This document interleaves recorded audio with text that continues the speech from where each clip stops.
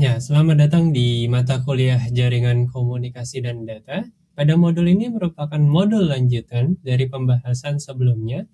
Pembahasan sebelumnya kita mengenai stream stored video. Pada modul ini kita akan mencoba untuk mempelajari ya bagaimana mekanisme voice over IP dan protokol untuk conversation. Yes. Seperti yang kita gunakan saat menggunakan beberapa conference call atau beberapa voice call ya dengan menggunakan mekanisme IP ya, berbeda dengan ketika kita menggunakan network analog ya, seperti yang kita gunakan menggunakan GSM network ya. Oke, ini adalah outline kita. Kita sudah sampai ke yang bagian kedua dan ketiga, yaitu voice over IP dan protokol untuk real-time conversational applications. Ya, jadi seperti kita tahu bahwa voice over IP atau VoIP, ya, kita harus bisa mempertahankan conversation atau percakapan, ya, di mana delay di sini harus kurang dari 150 milisecond. Karena kalau lebih dari itu, maka seakan-akan kita tidak bicara dengan secara langsung ya. Artinya kalau lebih dari 400 milisecond itu udah buruk.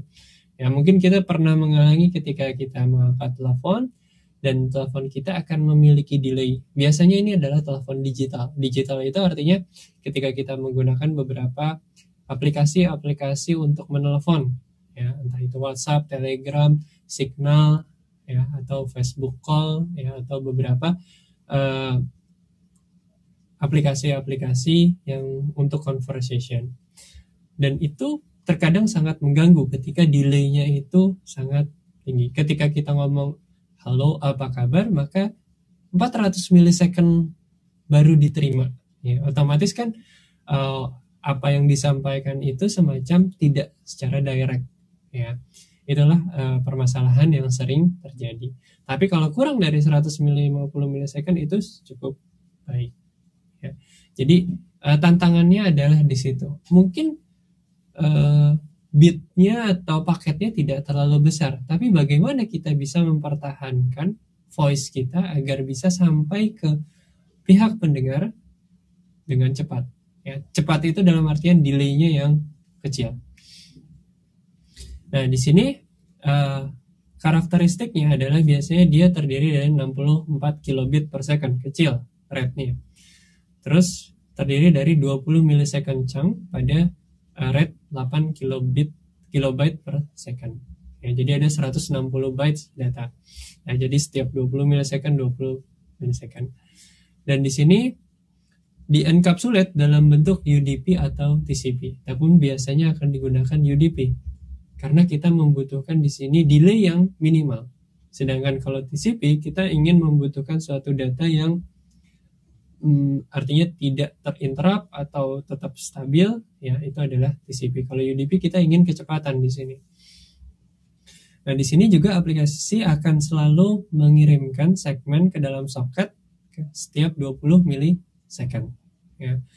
Selama conversation atau talk support itu, jadi ada beberapa kata-kata. Jadi kata-kata tersebut ketika kita ngomong kan ada beberapa kata-kata dan setiap 20 milisecond itu masuk, 20 milisecond itu masuk, 20 milisecond itu masuk. Karena di sini yang diperlukan bukan bandwidth yang besar, tapi delay yang sedikit. Ya. Karakteristiknya juga berbeda dengan apa yang ada di stored video, di mana bandwidth menjadi kenikmatan ketika kita menonton film. Dengan high definition, dengan 4K ya, bandwidth yang besar, otomatis kita bisa menonton atau menikmati tayangan dengan definisi yang lebih besar.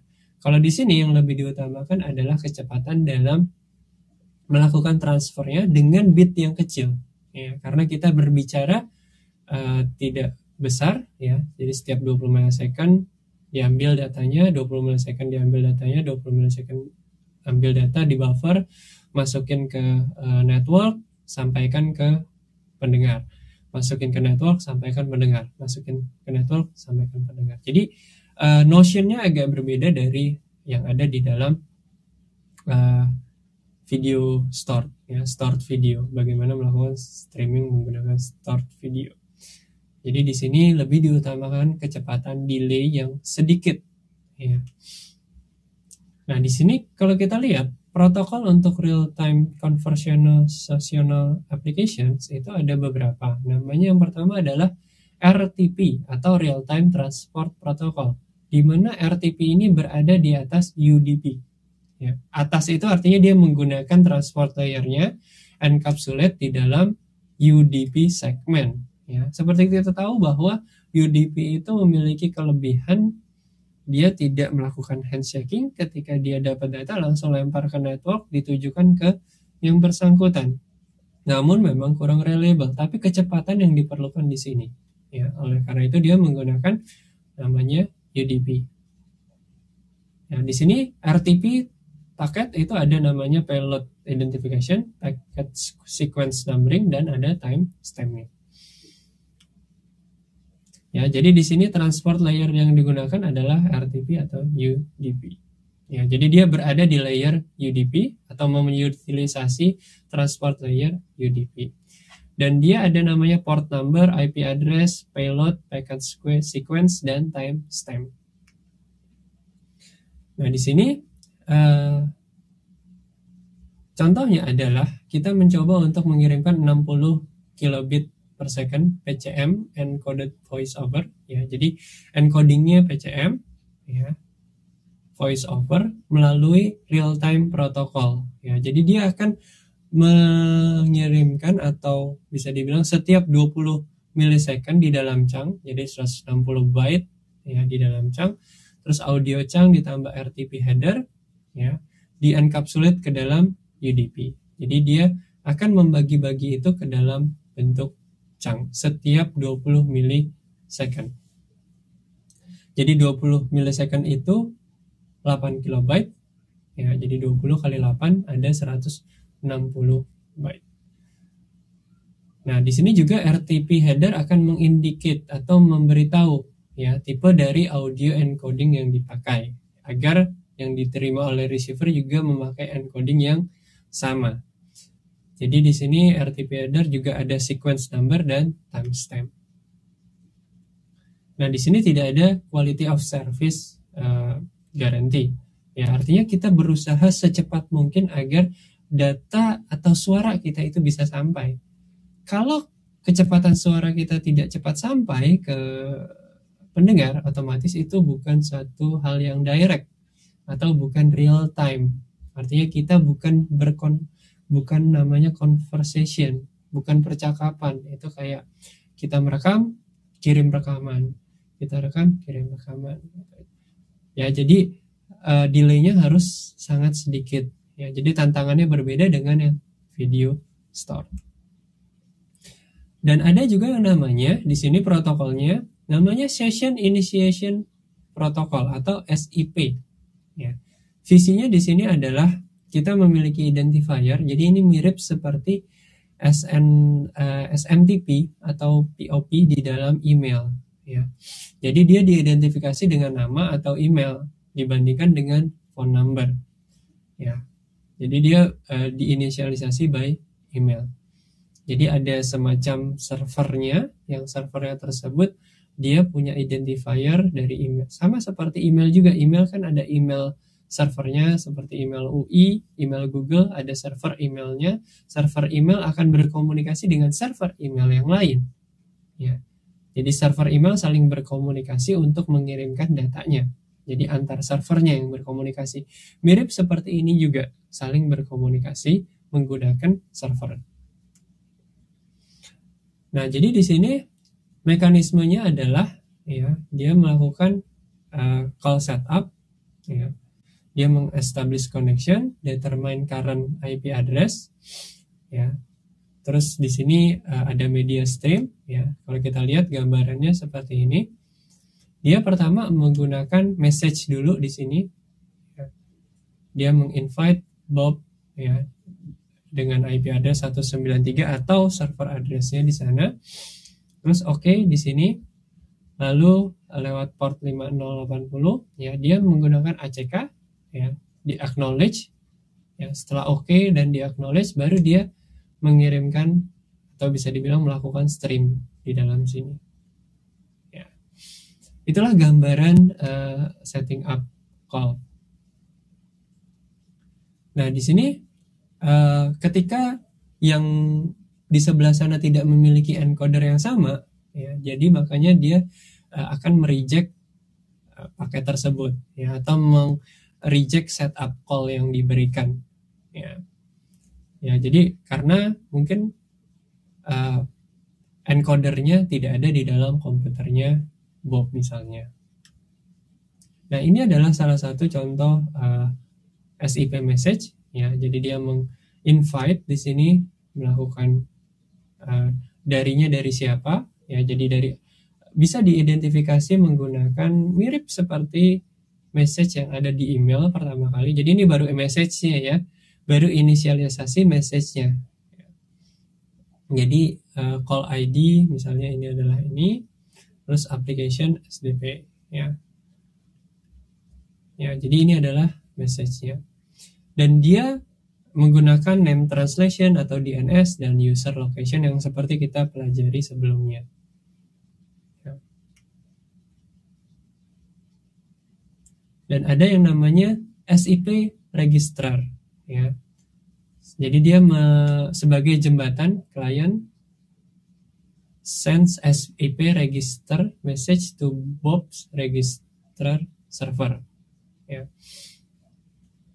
Jadi di sini ada server, ya, nah itu namanya SIP registrar. Jadi dia menginisialisasi sessionnya di dalam registrar tersebut, ya. Terus ada juga namanya SIP server proxy, ya. Jadi dia menginvite message ke dalam proxy servernya, ya. Jadi proxy servernya nanti yang akan menghubungi si Bob, ya. Ini contohnya seperti itu. Lalu Bob akan merespons, ya, menggunakan SIP proxy yang sama, terus merespons menggunakan SIP proxy dan menggunakan TCP setup. Contohnya adalah seperti ini. Jadi pertama kali, ya, di sini ada dua yang akan berkomunikasi, Jim dan Kate, ya. Contohnya di sini yang pertama, ya, Jim akan melakukan invitasi atau menginvite message ke dalam UMass SIP proxy. Seperti kita tahu bahwa domainnya si Jim ini adalah umass.edu. Lalu UMass proxy akan memforward request ke Poly registrar server. Artinya yang tahu invitation ini kan kita akan ke kate@poly.edu, itu ada di registrar server. Nah, dia cari tahu registrar server itu ada di mana. Oh, registrar untuk kate@poly.edu itu Poly server mengembalikan, ya, coba kate@eurocom.fr, ya, maka dia akan mengembalikan UMass proxy forward request ke Eurocom registrar server. Nah, dari Eurocom registrar server ini, ya, terregistrasi di sini, lalu dia akan mengembalikan lagi, ya, dia akan menghubungi invitation kepada SIP klien dari si Kate di sini. Jadi kliennya akan dihubungi oleh Eurocom SIP registrar server. Jadi ada beberapa registrar server di sini. Jadi antar server saling memberi informasi, ya, sampai kepada kliennya. Ya, jadi dia tidak punya informasi bahwa IP-nya adalah 197.87.5421. Nah, setelah ini terjadi, maka ada data yang di flow, ya, antara Jim dan Kate, ya, antara 128 dengan 197. Namun itu harus melalui proses ini terlebih dahulu agar mengetahui di mana dia berada, dan harus call setup terlebih dahulu, ya, untuk bisa saling berkomunikasi satu sama lain. Ya, jadi itulah beberapa penjelasan secara singkat bagaimana suatu voice over IP dan protokol-protokol apa saja untuk menggunakan atau bisa digunakan sebagai protokol real-time conversational application. Oke, mungkin sekian dulu untuk video kali ini. Terima kasih atas perhatiannya dan semoga video ini bermanfaat.